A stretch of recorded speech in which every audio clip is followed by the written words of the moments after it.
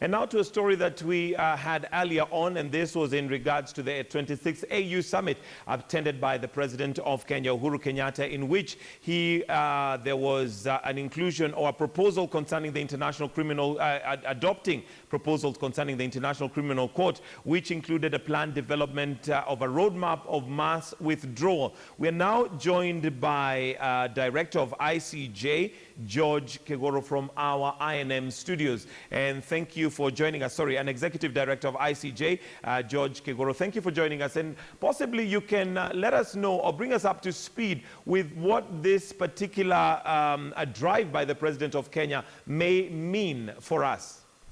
Thank you very much. I think the first thing is to correct where I work. I work at the Kenya Human Rights Commission. I left ICJ Kenya some time back, but thank you very much, and I'm glad to be in your studio and to go straight to the question.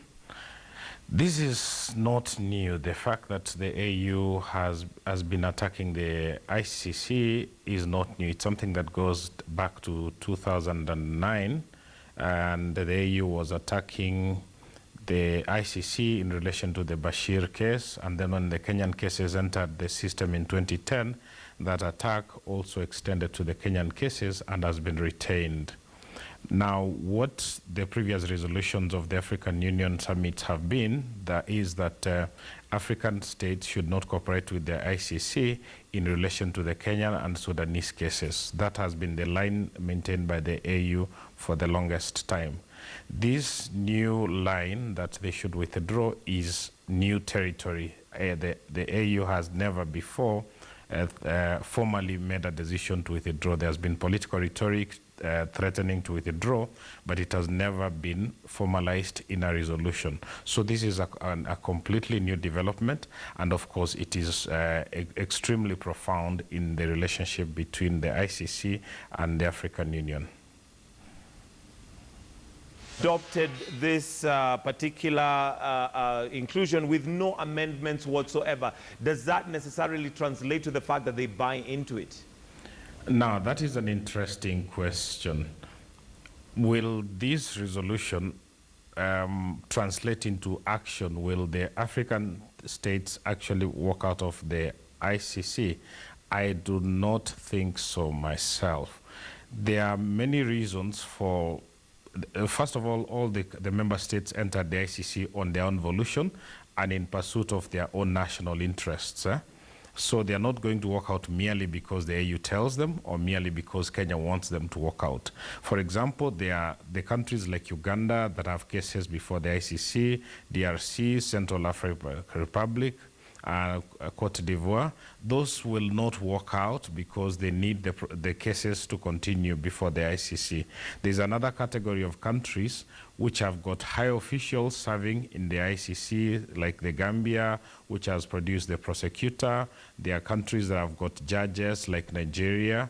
Now, if they walked out, of course, that means that the high officials that serve in the court will not be eligible to continue serving.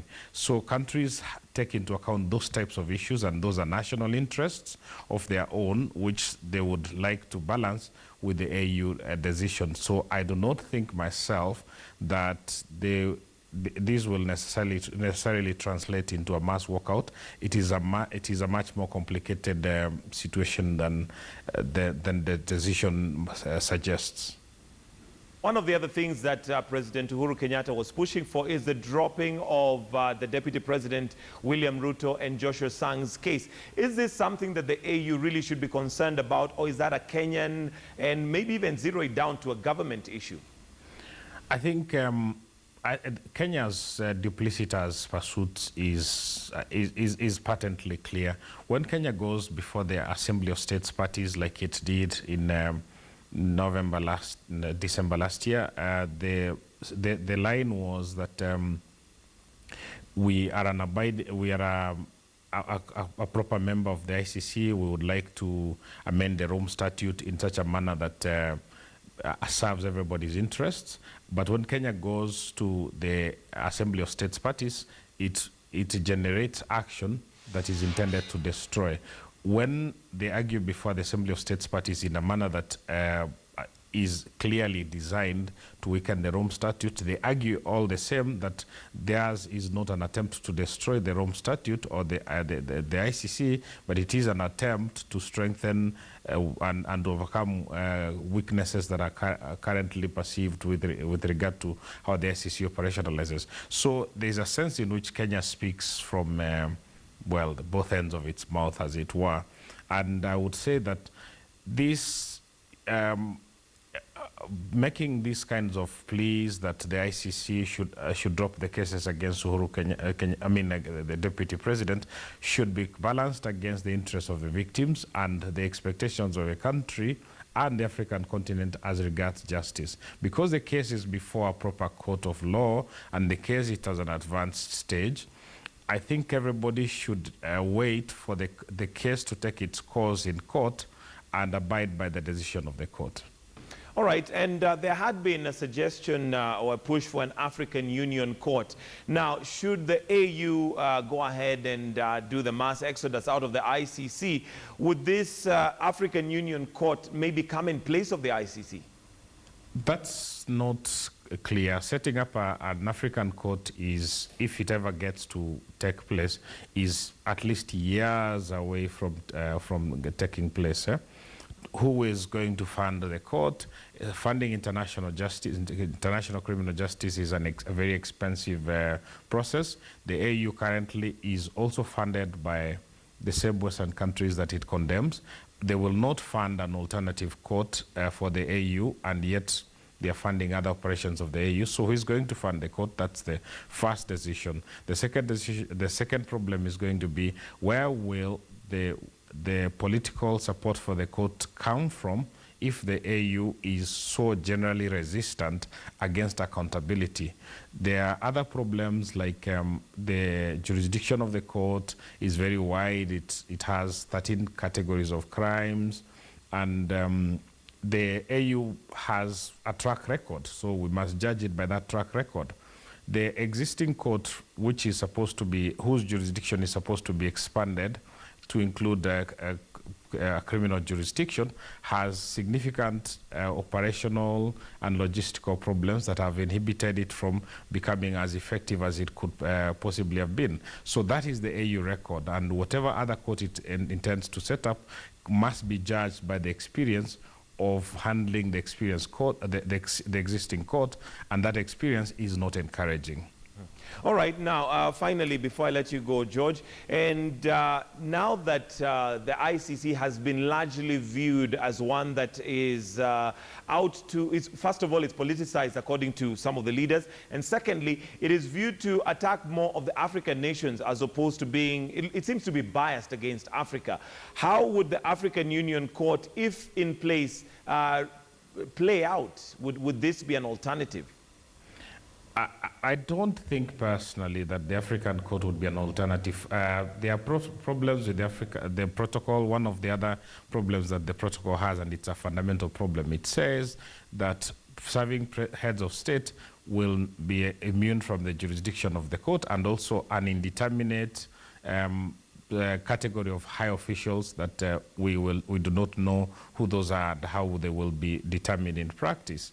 So the African Court is not viewed in critical places as serious alternative to the ICC as it is. The ICC is not a perfect court, and one has got to say that. It is a young court, it is learning. But the proposed African court cannot be viewed as an alternative, because the problems that are inherent in the African continent, the political architecture of the African continent, the financial implications of establishing such a court, and the support that would need to be put in place infrastructurally to support the court is just not there, and such a court is not likely to be effective for a long, long time. So it is either the ICC or nothing.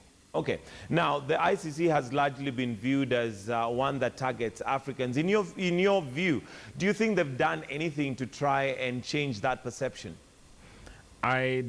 Yeah, the perception has been that the ICC is targeting Africans, but I think that is the false argument. The the true argument by African states is that they have a problem with the ICC because it's targeting African presidents.